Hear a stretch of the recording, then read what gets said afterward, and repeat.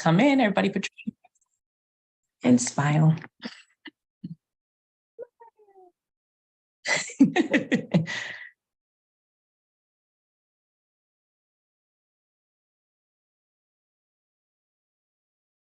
So if you go under participants, that's where you can see. But our attendees are coming on in.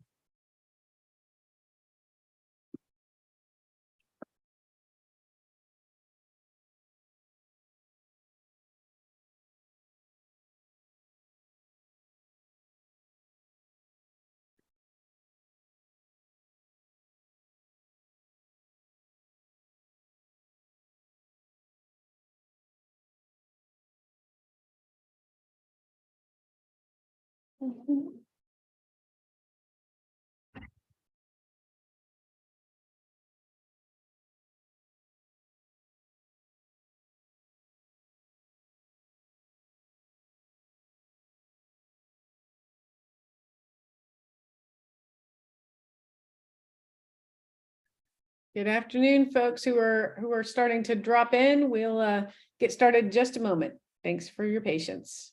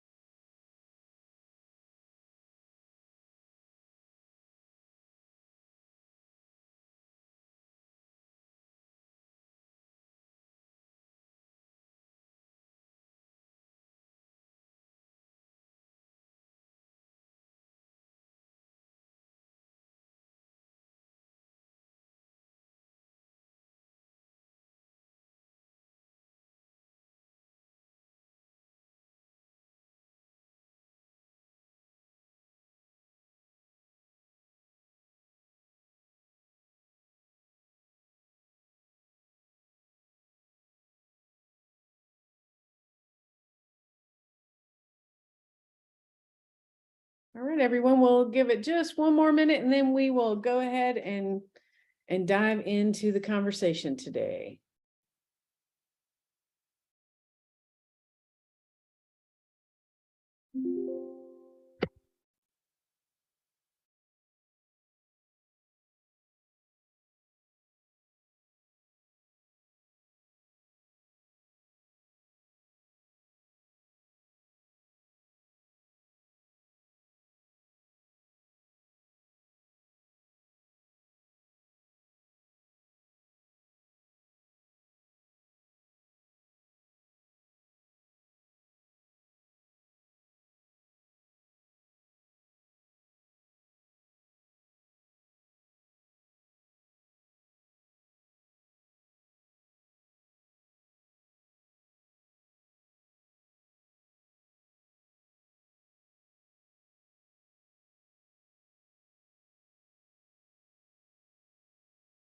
All right, well, I think we should go ahead and get started.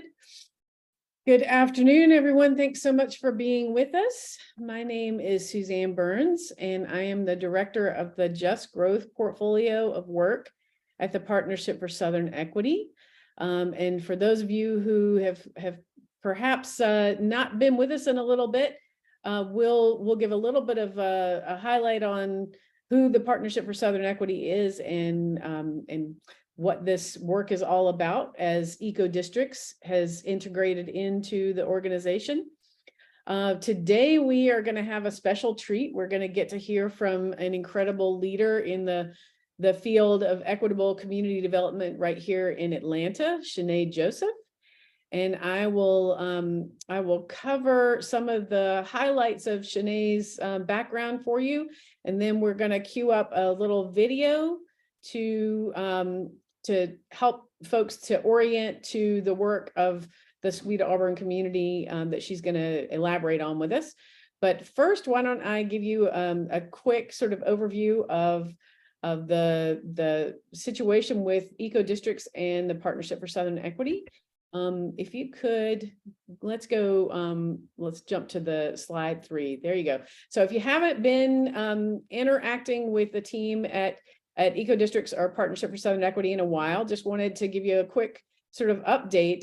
Eco Districts was acquired by PSC in late 2021 with some big goals and objectives, really wanting to see the work of Eco Districts be strengthened as a tool for accelerating racial equity through democratization of land use and development. Use this as a way for us to help better integrate approaches to sustainability, climate resilience, and racial justice and the different frameworks that are being used by communities around the country. Wanted to elevate the cross-sectoral work that happens within the Partnership for Southern Equity right now by using the Eco Districts protocol as a great way to weave together the different pieces at a community scale. And that work right now happens around issues of equity and energy systems, economic inclusion, health equity and social determinants of health, and around development practice and land use. And we also have a strong component of our work around youth leadership development.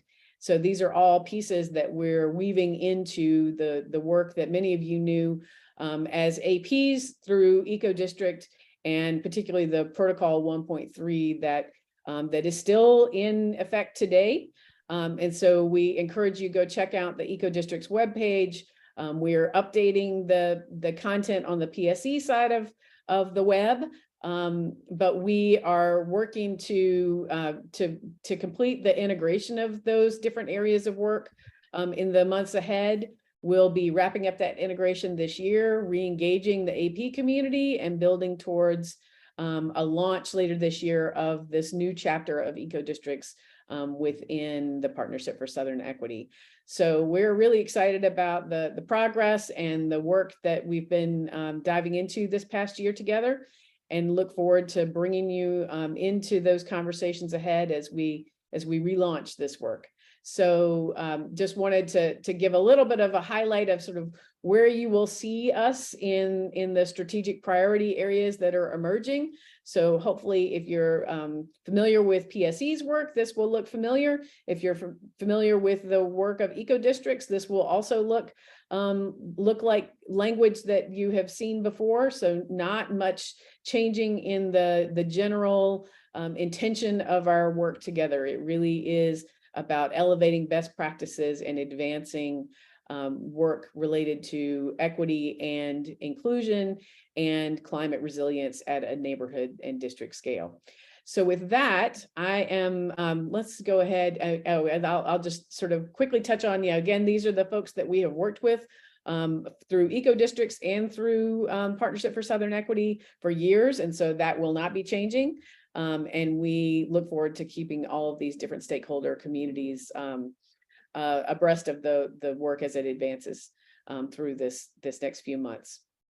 last slide, let's tee up just the sort of final piece here. So we will have some many more updates to come. You will be hearing more from our AP coordinator, Elaine Hightower, who has a number of different roles with us here in helping to build on our community of practitioners across professional and community spaces, both in Atlanta and around the world. And so we've got Elaine's contact information here. Please know if you see that name pop up in your email box that it's related to this work. We are continuing the webinar series this year. We will be having monthly webinars, so we hope that you'll join us in the next ones, and you'll be hearing from us very soon with the final agenda for April, May, June, so that you can go ahead and get those on your calendars. And we have a big conference that will be launching this October in Memphis called Surge, and encourage you to take a look at PSC's website to get a little bit more information about that. We have a call for proposals that is open right now for sessions for that conference. So would love to see many members of our growing eco districts and just growth communities to submit ideas for sessions so that we can lift up some great work that we know is happening all around the country here. With that, I will go ahead and shift to telling you about our incredible speaker today. So Cheneé Joseph is a community development professional with many years of experience in project management, community, and real estate development. She's the president and CEO of the Historic District Development Corporation, which we call HDDC, which is Atlanta's oldest surviving community development corporation. It's been spearheaded for nearly 4 decades, pioneering urban revitalization work in Atlanta's Sweet Auburn neighborhood.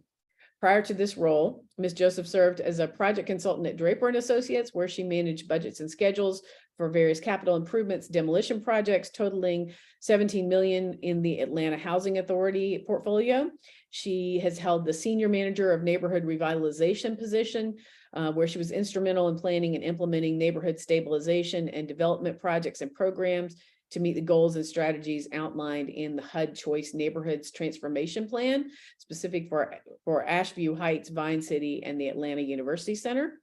She's the former chair of the Beltline Affordable Housing Advisory Board, which provides guidance to Invest Atlanta and the City of Atlanta on the goals and policies related to use of the Beltline Affordable Housing Trust Fund, and monitors the location and availability of affordable housing throughout the Beltline. She's the current chair of Clean Sweep Frederickstead, a community development corporation in St. Croix, U.S. Virgin Islands, whose mission is to support the economic development and revitalization of the Frederickstead Historic District. And she is a graduate of the Atlanta Jewish Committee's Marvin Goldstein Project Understanding, the Urban Land Institute Center for Leadership, and Lead Atlanta. She received her bachelor's degree in journalism from Georgia State University and master's degree in building construction from Georgia Tech. And we are just thrilled to have the opportunity to partner with her, Cheneé, and her team here in Atlanta on lots of fronts. But she has been with us in the conversations about eco districts and district scale equity and sustainability for a long time, is doing amazing work. And we are just excited to have her share her story here with you all today. We will be using the Q&A feature, and I will sort of monitor the Q&A during the conversation today, and we'll be lifting up some questions towards the end. And I think with that, why don't we go ahead and cue up the video? Thank you, Chantel. I think when people come to Sweet Auburn, they know it's special. And I think that we've done a job of putting some nuggets here, but I don't think our story has been told cohesively. Many Georgians know Auburn Avenue as the address of the King Center and Martin Luther King Jr.'s birth home, but it stretches well beyond the National Historic Sites. All of this history is what made Martin Luther King. Cheneé Joseph is the executive director of HDDC. Over the last few decades, she's counted nearly 24 projects aimed at revitalizing the corridor. The goal of the planning and urban designs for the area is to preserve the unique spirit which was most evident in the area from the early 1900s to the 1950s. WSB-TV was there in 1975 when Atlanta Mayor Maynard Jackson announced one of those plans. During this golden age, so to speak, Auburn Avenue and through the 50s was a thriving business area which also hosted many important social and political functions. It was the epicenter for Atlanta's African-American leadership, including Alonzo Herndon. The former slave became a business mogul who's widely hailed as America's first black millionaire. Sweet Auburn was also the place where the city's white leaders came to chart a path forward. And the avenue is home to Atlanta's oldest black newspaper and the infamous Royal Peacock. That's the place where many people, blacks and whites, came for the first time, and for the first time, blacks and whites got to know each other socially at the Royal Peacock. Cheneé says despite some good intentions, there's still much more to be done. I think a lot of what has happened is the start and the stop of having available resources, number one. The nonprofit is currently working with the street stakeholders on an 80,000 square foot mixed-use redevelopment project that includes elements of sustainability, housing, and the arts. But more importantly, we want this to be an example of what equitable development is, not just for this one block, but hopefully something that can be replicated throughout the rest of the corridor. Creating a ripple effect she hopes will spread the story of Sweet Auburn. Not just for Black Atlanta, for Georgia, for the contributions that the city and the street have made to our nation as a whole. All right. Well, thanks. Take it away, Cheneé. Absolutely. It's so interesting to watch that video because, you know, we're still doing this work in that way. So it's great to see that we're making progress, but it's also showing all of the work that we still have to do. Good afternoon, everyone. Like Suzanne said, I'm Cheneé Joseph with the Historic District Development Corporation. I'm really happy to be here. I'm happy to take a look at some of our participants and seeing some old friends, people I know, new people. So just glad that we are resonating with the community and folks want to know what's going on in Sweet Auburn. Giving you a little bit of history, I think the video did a really good job.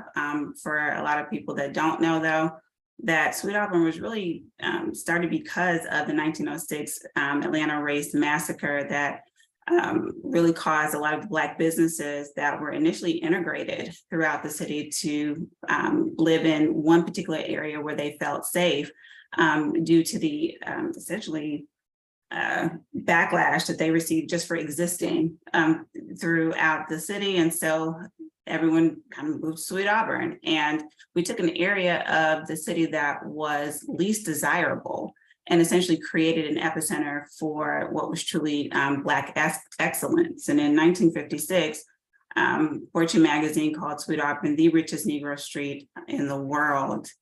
The 1960s saw a lot of the civil rights movement, and Sweet Auburn was really the epicenter of that.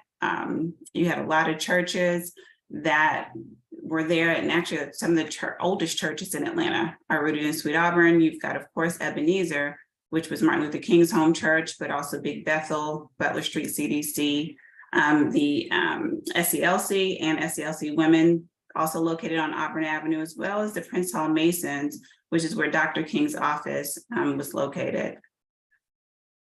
But in the 60s and 70s, well, really 60s, the desegregation is really what led to the initial downfall of the city. African Americans had the opportunity to go other places that they hadn't been able to in the past. And when you take that desegregation along with disinvestment, because our resources were now leaving our community, add in redlining, and then the construction of the 7585 interstate, you basically have all of these factors that came together that made it really impossible for the city to survive. In 1976, the Sweet Auburn corridor was designated as a National Historic Landmark. However, in 1992, it was considered and recognized by the National Trust for Historic Preservation as one of America's 11 most endangered places. And I think that we just came off of that list within the last 5 years. And so today, Sweet Auburn sits in a really interesting place. There's still a lot of disinvestment that's happening, but a lot of the churches and nonprofits that essentially were part of the inception of this corridor are still very much there. But with that, though, it's because of organizations like an HDDC and our other partners who are committed to the revitalization of the district that we still have an opportunity to really make progress and solidify our history here in Atlanta. And who is HDDC? We are a nonprofit organization located in the Martin Luther King Historic District. We are actually 43 years old, I believe. Started by Coretta Scott King and other leaders who felt that it was important to ensure the non-displacement of residents in the neighborhood. She was working on establishing the King Center and the King National Holiday and had the foresight to know that eventually the changes in the community would result in residents being pushed out of the neighborhood. Our mission is really to ensure that we set the standard for what revitalization should look like. And we do that by including 3 core principles in our work of non-displacement, historic preservation, and sustainability. And while our unit count and square footage of commercial space is really notable, I'm very proud of the work that we do.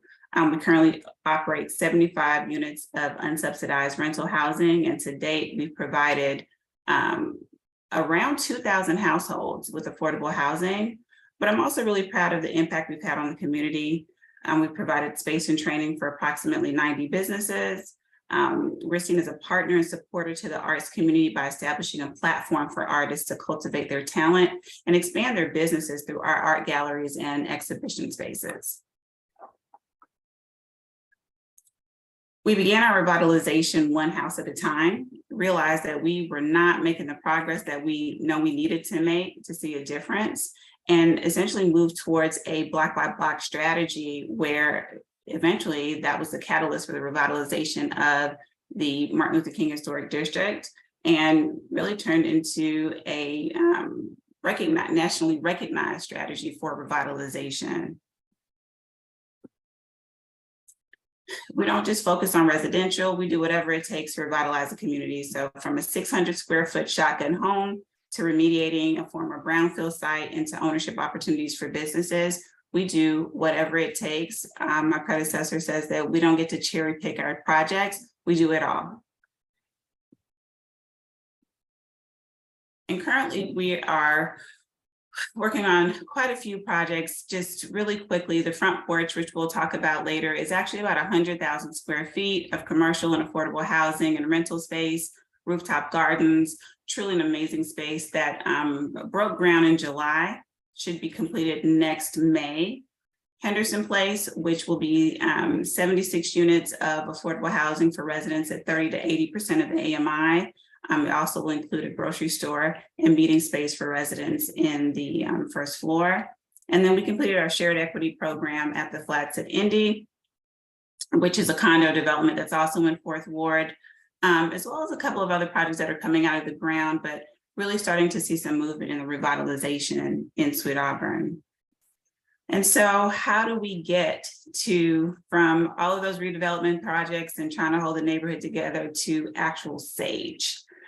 The Atlanta City Council urged Invest Atlanta, which is our city's economic development entity, to reopen the Eastside TAD, which is a tax allocation district, a public source of funding that is used for development. And Council instructed Invest Atlanta to create a technical assistance program to help the nonprofits and churches with pre-development activities prior to the TAD opening. And so the TAD included about 16 stakeholders from Sweet Auburn, and all of those stakeholders were in different stages of development. HDDC was the furthest along with our project, The Front Porch, and we presented that concept during the initial stakeholder update meeting. When we got to the second meeting, though, we noticed that a lot of our partners' concepts had changed. And since that meeting, we realized that, a lot of the elements were really similar, almost identical. And that really prompted the thought around what would a coordinated strategy of development look like? How do we get to that place, and what would it take to make that happen? And so we started to look at data to support what we already knew about our neighborhood, and knew that a good development plan had to center people, not buildings. We knew that in Atlanta, that if Atlanta had a cold, Sweet Auburn had pneumonia, and that the resources needed to create a resilient community were not being used for our neighborhood, but we needed those facts, that data to prove that. So, for example, it was determined that, in Atlanta, 20% of people were below the poverty line, but for our zip code in 30312, the number was 25%. If the area median income in Atlanta was $66,000, Sweet Auburn was $57,000. And so the neighborhood was missing a lot of elements and was not really reflective of the other revitalization efforts that were happening throughout the city. Many of our residents and businesses were facing displacement, food insecurity, uneven access to city resources. And then you add COVID-19 to that, and we've exacerbated the challenges of economic mobility and poverty. And so if these are some of the issues, the question is, what is the plan, right? We knew that we needed a plan, and we needed one to help guide that resolution. The problem with plans is that they're no good if they stay on the shelf. And so in the past, I think we've counted about 22 different plans, but in the past, 16 years, there's been about 9 planning efforts with boundaries that have overlaid what we consider the Sweet Auburn boundary and essentially the Sage District. However, those plans have not addressed the area specifically or in its entirety. The map on the right shows the boundaries of some of those previous plans, and so that you can see that, I know it's kind of small, but if you look in the legend, you'll see that all of those different plans, there's I think 4 here that have they touch some element, but there has not been a cohesive thought process or planning to really unify the community. And most importantly, half of those plans did not include interaction with the community at all. And so what we knew is that, or what we know now is that the express need for the creating of affordable housing and mixed use developments and all of those other elements that we know that are important were essentially piecemealed in different places, but not really had real intention about how do we actually implement this to revitalize the corridor. And so HDDC began to tactically examine what was needed to be considered if we were going to spearhead such an initiative as a corridor development plan. We first looked at the existing plans to make sure that we weren't duplicating any work that was done previously, and realized that we had the opportunity for there to be a true community-led initiative that was inclusive in the plan, but doing it in a way that had a different approach so that we could move towards actual implementation versus just another document that was created and never utilized. But most importantly, ensuring that we centered sustainability and equity as the backbone for the community and for any work that we were going to do moving forward. And so from there, essentially, we created Sage. Sage is an opportunity to create a development initiative that is community-led.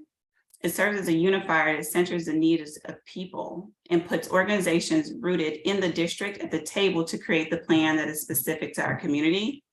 We started with an advisory group of about 30 subject matter experts who had a heart for Sweet Auburn and got their thoughts on what a successful strategy would look like.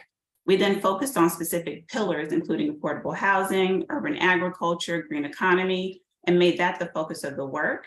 And then in 2020, with input from the advisory committee, these partners released an RFP for a consulting team to help create and implement the Sweet Auburn Green and Equitable District Framework.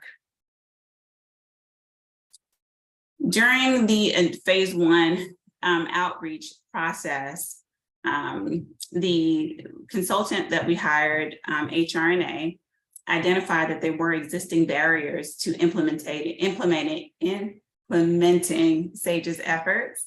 And that honestly helped us to reshape what the mission and the vision should be. The main thing that we heard from the community was, we are tired. We are tired of your meetings. We are tired of giving you our thoughts and ideas, and you're not doing anything with them. We also heard and realized that a lot of our stakeholders just had different priorities. And so with all of these different plans and all of these different priorities, we had to figure out, how do you coalesce all of that into a plan that we all, for the most part, can agree on. We also had to keep at the forefront that Sweet Auburn is comprised of mostly nonprofits and churches. And so these are entities that have great mission-based work, but don't necessarily have the resources needed to execute that work.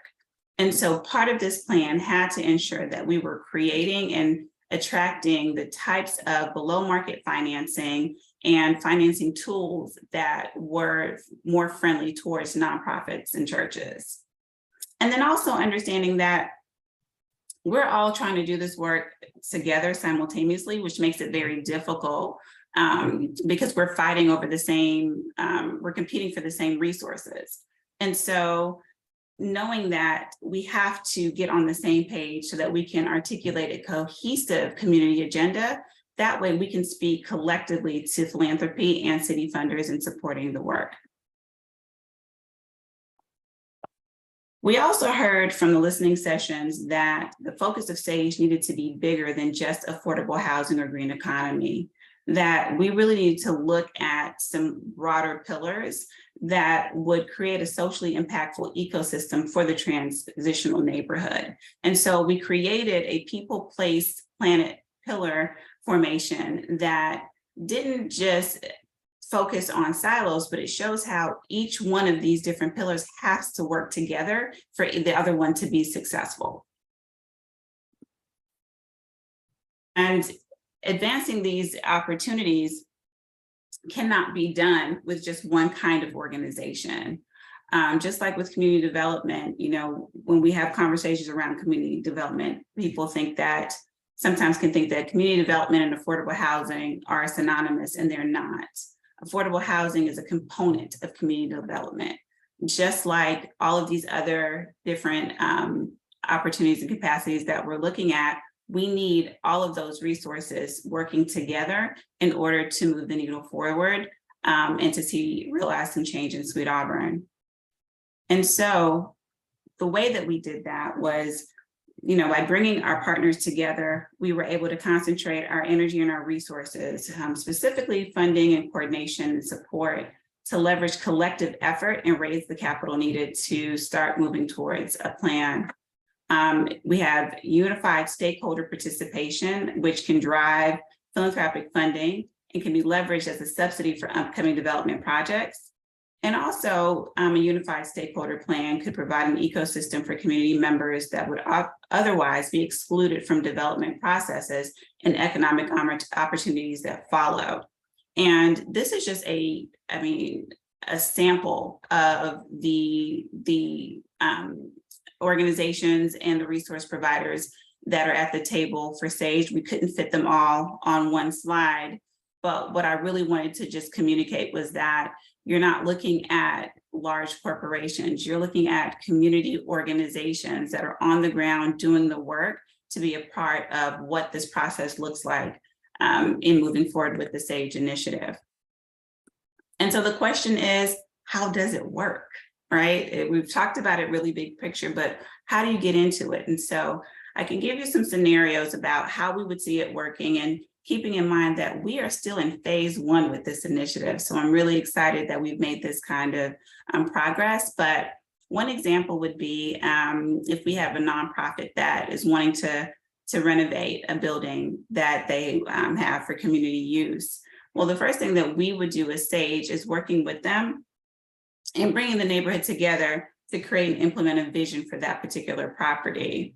And then from there, working with that owner, with the nonprofit, to get the resources that they need, whether it's technical resources, pointing them in the direction of financial resources, but also the development professionals that we work with that are familiar with the community, familiar with the process, and familiar with SAGE to really help them realize the type of project that they want to see. And then most importantly, being able to work with them in fitting their project within the larger community agenda. If, let's say, you know, this landowner says, hey, I really want to build a grocery store, coming to SAGE, absolutely want to help you to realize that, but we also want to let you know that we've got 2 other grocery stores that are getting ready to come online, and what the neighborhood actually needs is cold storage, or the neighborhood needs something else that could support a part of that vision, and helping them to be a part of the larger project and vision that we have for the community. Another scenario is one that is actually an example because it actually happened in realizing that we really needed support for our unhoused population. When HDDC was getting ready to break ground on our front porch project, the site behind our project is an unhoused encampment. And so we had about 75 unhoused individuals that called that parcel of land home. And we knew that in starting construction, that was going to obviously be disruptive and displace those individuals. And so how do we mitigate that displacement, being that that is one of our pillars? And what we did was, because of the need to relocate those individuals and ensure that they were safe, we actually launched the self-sufficiency roundtable under SAGE. And basically what that was us inviting all of the resource providers that focus on self-sufficiency to one location, just to, one, get to know each other. These stakeholders, there was about, I think, 20 of them that showed up, and we just asked them, raise your hand if there's anybody in this room that you don't know. Every single person raised their hand. And so these are all service providers that are working in one district that are not familiar with each other. We were able to create a dialogue to understand what each provider does. So we understood what the gaps in the services were.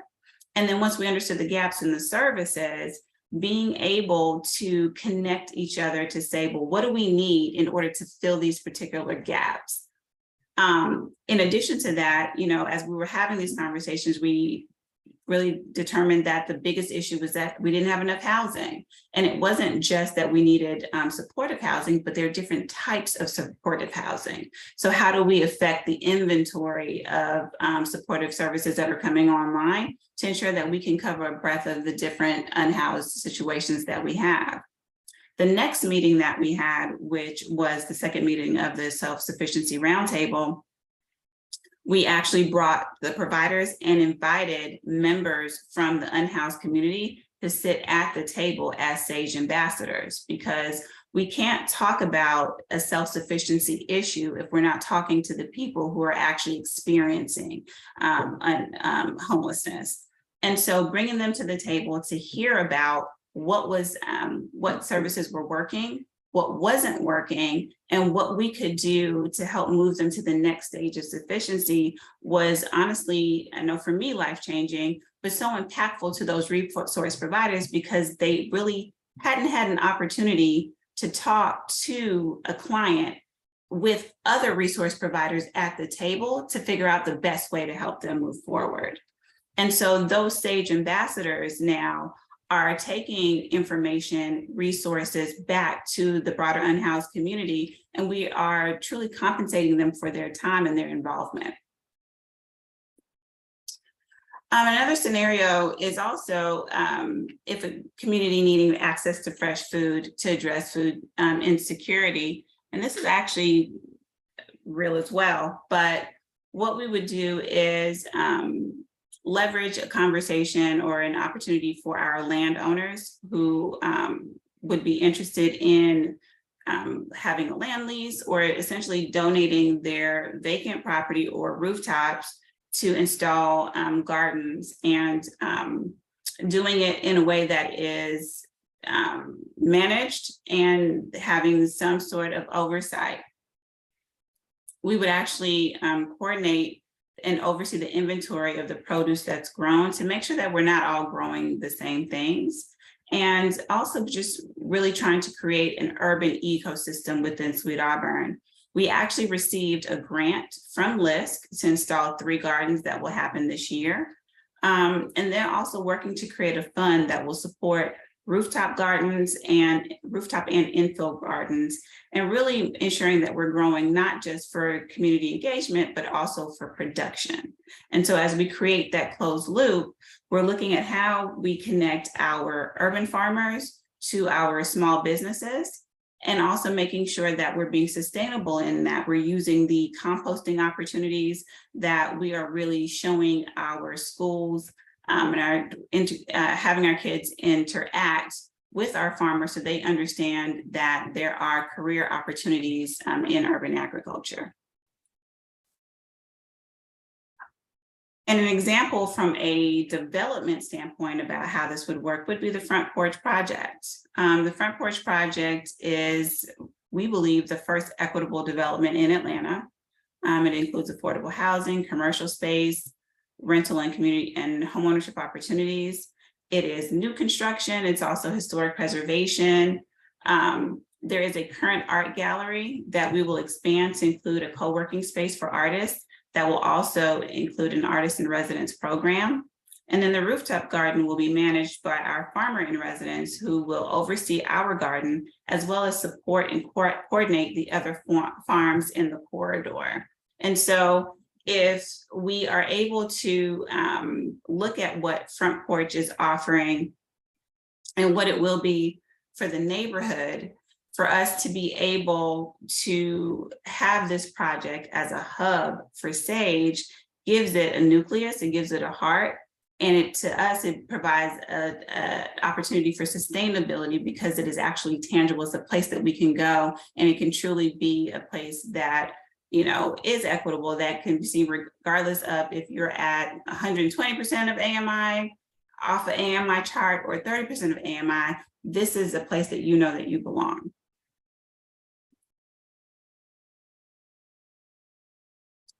And so the advisory group is working with us to move towards implementation. Like I said before, that we are in phase 1. We are currently working through the framework. We are aligning our partners. We have had approximately 5 advisory meetings, 3 roundtable sessions, and I think we've raised about $500,000 towards the support of the work. The advisory group is also broken into focus groups, and the purpose of those focus groups is to make sure that as development activities occur in the corridor, Sage helps to keep the pillars front and center. We never want to lose sight of the importance of what we're doing. Why are these projects being built? What is the purpose of that? And making sure that we incorporate that, and we're serving as a resource for all of our stakeholders who are trying to move their development projects forward. And so we will be unveiling, as I say unveiling, but introducing, presenting Sage to the neighborhood this Saturday. I am super, super, super excited. This will be our inaugural Sage Fest. It's going to be just uplifting our priorities, showing the community the progress that we've made, but then making the initiative actually tangible. There'll be a walking tour to the development sites. It's going to be located at the John Lewis lot. There's going to be a children's tent, garden activities, learning about sustainability, learning about farming, just really getting an opportunity to see, you know, if we could realize the type of development that we want in our neighborhood, what could it look like? What can we imagine? And how can we do this together?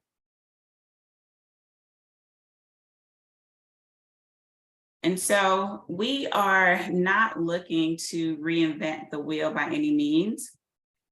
We just know that the time is right now for our voices to be heard, and that we have to take the first step towards healing our community together.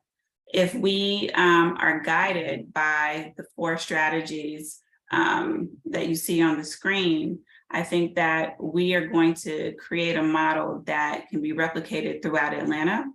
But more importantly, we hope that we are inspiring our other communities to really take a step and being at the forefront, so that they're not just more plans that are being created and put on the shelf, but that the community is at the table and implementing the progress that they want to see. So much. Wow, thank you so much, Cheneé. This is a lot that I know we're going to want to dive into here, and I will encourage folks to. I think y'all bear with us a little bit on the technology, but it looks like we can have folks submit questions through the Q&A on your screen, and you can, I believe, also raise your hand. So I can tap you if you wanted to be able to say a question out loud. So the first one that I will lift up out of the questions that are submitted so far is just, if you could, and I think you sort of touched on this in a couple of your points, Cheneé, but there's a question about the cost involved with doing this type of work, and where does the money come from? So Yeah. I think you laid out an awful lot of the partners that are at the table, and I know many of those brought financial resources, but if you could imagine someone really just starting out on a journey like this, what would you say to them in terms of like, be prepared, this is going to cost, and here are some sort of areas that you should be building relationships to sort of see those resources come to bear?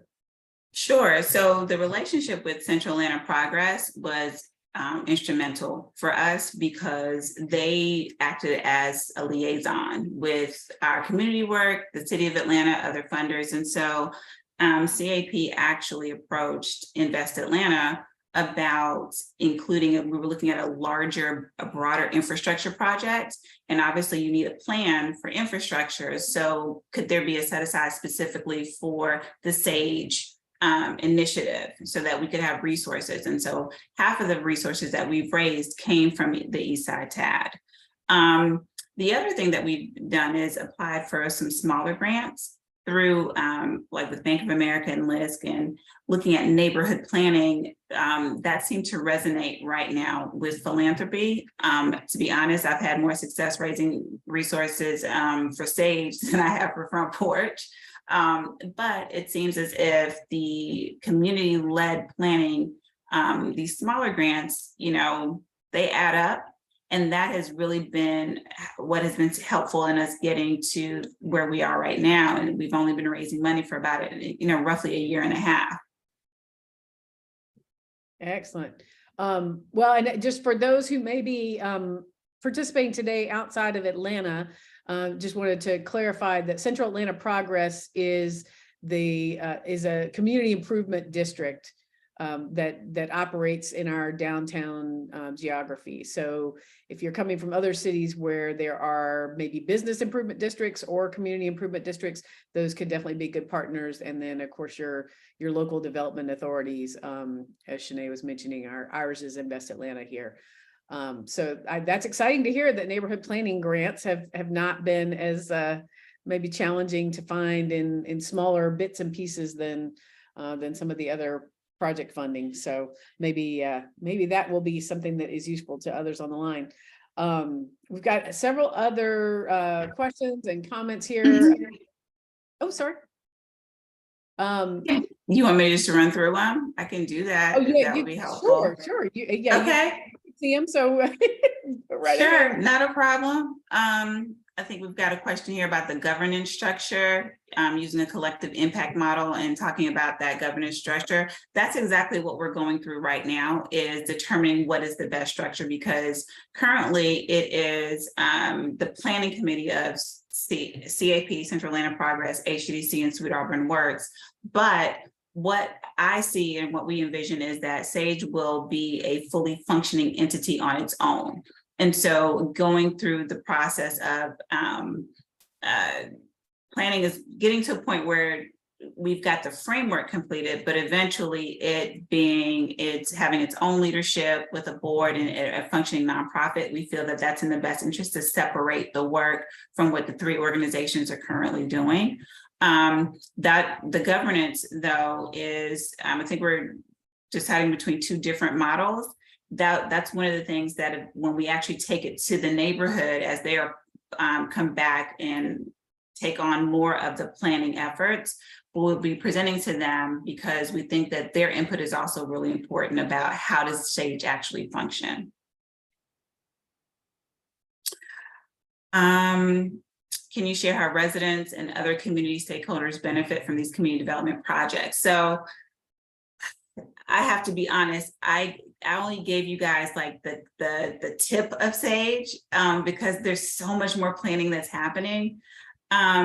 There's actually a membership component that is included that we, being transparent, it's still in my head and we're pulling it out of my head so that we can actually work through it. But what we want to see is this interaction. When we say membership, it's not about you're not paying a monetary due, it's more of a commitment. And so these commitments and being a member as a resident, a neighborhood association, a business, there are different tiers as to what your membership does. But essentially, as a member, you'll be able to access these benefits. And so one way that we would do that is, for example, let's say that you're an artist, right? And we know that artists are always looking for opportunity to not just earn money, but to show their work. And we'll have a school that may need, they're looking for someone to teach after school classes. Well, that artist would be able to volunteer at the school in exchange for some type of currency that they would be able to use to take classes, to get assistance with financial assistance or legal assistance, things that they wouldn't necessarily be able to afford. But now, because they've provided service to the community, they've now earned a currency that will allow them access to those resources. And so we're working through what that model looks like. And those different opportunities and amenities are going to be a part of what's under the pillars of SAGE. Excellent. How receptive or not receptive to engagement was the population experiment with the homeless? What advice or strategies do you have for engaging people experiencing homelessness? So we've had a really boots on the ground experience. When you have such a high population of unhoused individuals, we're all community. Right. And I can walk to Hoggebrooks where our art gallery is. I can tell you the names pretty much of all of the unhoused individuals that are there. They see me, we see them, and it's understanding that they are people. And we have benefited from having individuals who have either been through homelessness to work with us. So they also act as liaisons, and we'll say, we'll tell them we want to bring them to the table, and they'll say that this group here is not quite ready. They're not ready yet. Or you really have to talk to Alex because Alex just went through a situation in trying to get housing, and he can tell you what's working and what's not working. And so we are relying on our ambassadors and relying on our resource providers to, kind of guide us on how we do that. HDDC does not want to be a resource provider, an unhoused provider. That's not the job that we want to take on. We are simply a convener. And so what we're doing is just bringing people together. And the response to that has been relatively positive. We haven't really received any negative response. What we do know is that we have to maintain the momentum, because when we don't, it feels just like business as usual, and we don't want to lose the excitement that we have right now. So that's why we're constantly having events and constantly having engagement as we, continue to build out the framework. Well, and one thing that I would say as an observation, Cheneé, is that you tapped into early on through your sort of roundtable conversations with the service providers, something that I would imagine happens in lots of other cities as well. And that's that you have you have service providers that are focusing on maybe distinct populations or distinct needs, and may not be working together at a small geographic scale in any of their work. And so, I think that's a really unique opportunity that y'all have taken advantage of. And it seems like that could easily turn into, some more powerful collaborations for those partners in other parts of their work. So I imagine you will see that in other sort of service provider realms as well, where they're just not working at that neighborhood scale.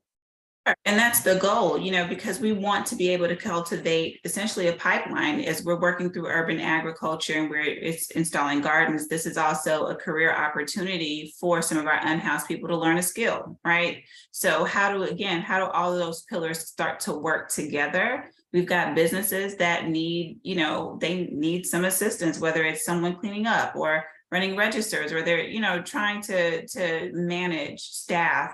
We have, again, a pipeline, and we have an organization, Atlanta Center for Self-Sufficiency, that is right in our community. They train people who are unhoused and underhoused to expose them to expanding their skill set so that they can get jobs that are higher paying and help them to essentially get off the streets. Those people need to be in our pipeline. They need to be, a part of the infrastructure that we're trying to build out. And again, everyone working together. Excellent. Will universities be considered as partners for educational opportunities? Now I feel bad because that's the main partners that I left off of my chart.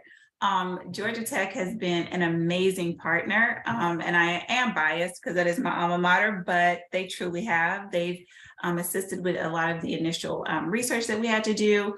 There's a scorecard that was created by a grad class that has been really instrumental. We've also done some work with their Serve, Learn, Sustain, Serve, Learn. Is that right? And so I think we've also worked a little bit with Georgia State.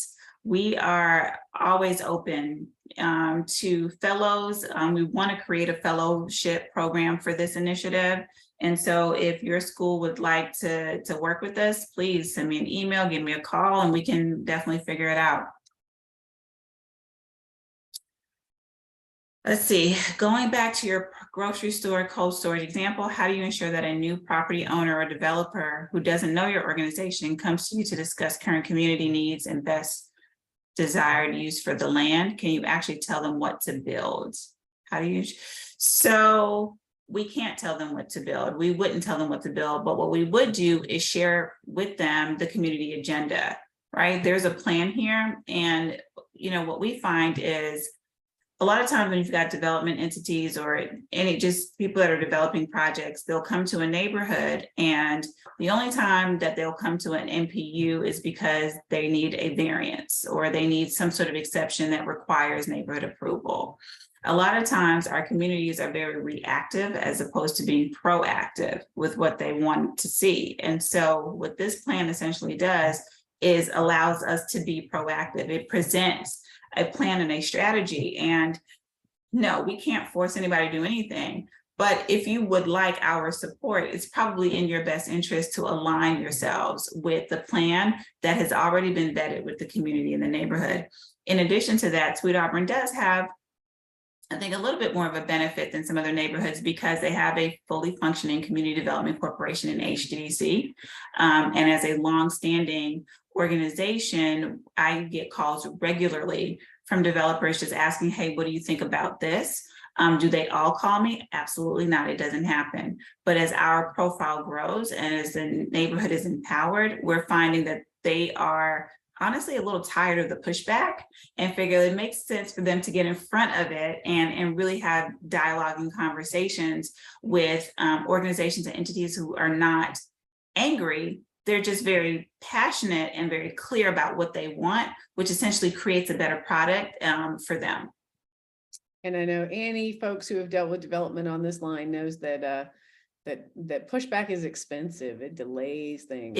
It absolutely is. And so help us help you, right? And how do you sign up?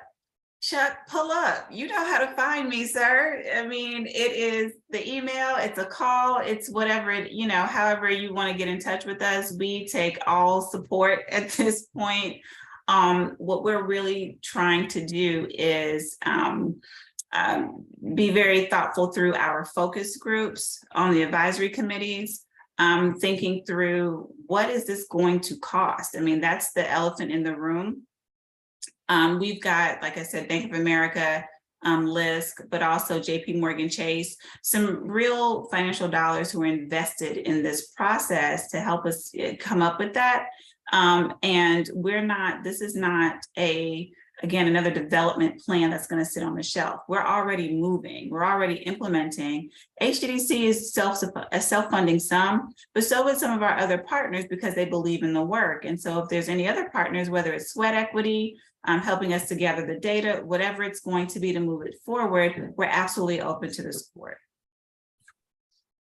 Well, Cheneé, I think with the last couple of minutes that we have left, I would love to give you the opportunity to maybe just put out there to the folks that are on the call, what types of questions you might have, and we can facilitate some connections after the call if folks have an answer or if they want to raise their hand if they want to jump in now. But anything that you would like to pose to folks as sort of nuts you're trying to crack right now that you'd love some insights on.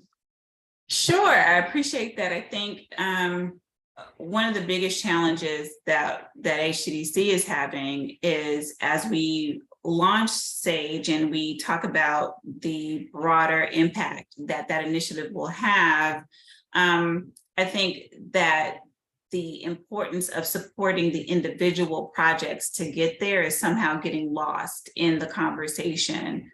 Our front porch is extremely important, not just to the organization, but to the corridor. This is going to be the first large-scale development project in Sweet Auburn in the last almost 18 years. That's really significant. And we're talking about offering a lot of the things that we know that we need. And so because of inflation, we have a pretty significant gap. We closed last year, we broke ground in July.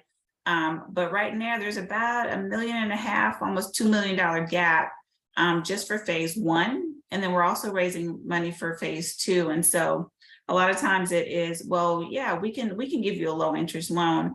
And that's great. At this point, when you're talking about the types of services that we're offering, we're at a point where we need more PRI investments. We need more actual grant money to build out the infrastructure to ensure that these projects can actually, programs can actually happen. And so just looking at whether it's focusing on ensuring that we can include all the sustainability measures. Our rooftop garden is going to be at almost 20,000 square feet, which is huge. But just think about how many grocery stores that we'll eventually be able to source, how many people we'll be able to affect. It's a big thing. And so, any space, if there's any opportunities, if there's any grant opportunities that you know of that you think would be helpful for our project, please let me know, because we are still searching to close the gap. Excellent. Well, I think that is probably a good place for us to wrap up today and let folks move on with the rest of their afternoon. But I can't thank you enough, Cheneé. You're always our shining star, and we're just happy to have any opportunity to lift you up and to hopefully bring some more support your way. And anyone on the line who happens to have any good contacts with funders or ideas, please feel free to reach out. Do we want to, I don't know that we have a slide with your email address, Cheneé. Do you want to share it right now so we can get it? Sure. My email address is cjoseph@hddc.org. See if I could just throw it in the chat really quickly. Yep. So please reach out. Excellent. Well, thank you all for your time and attention today. Thanks to Cheneé and to Chantel and Elaine from our team who helped to pull the webinar together today. From Rob Bennett, who is always a great partner with us in the trenches on all of this integration of eco districts and just growth work. And we look forward to a next opportunity to interact with you all. Please stand by for some more information from Elaine coming up soon about the next webinar in the series. And know that the programs are still up and running, and we encourage folks, if you need to pursue a renewal for your AP certification, please reach out to Elaine to make sure that you're clear on the next steps in that process. Be thinking about the protocol. It's still live, and we will be sharing some updates soon on the input process for the protocol version 2 that will be coming out later this year. So stay in touch. We are glad to connect with you all, and hope you have a great rest of the day and great week. Thanks, everyone.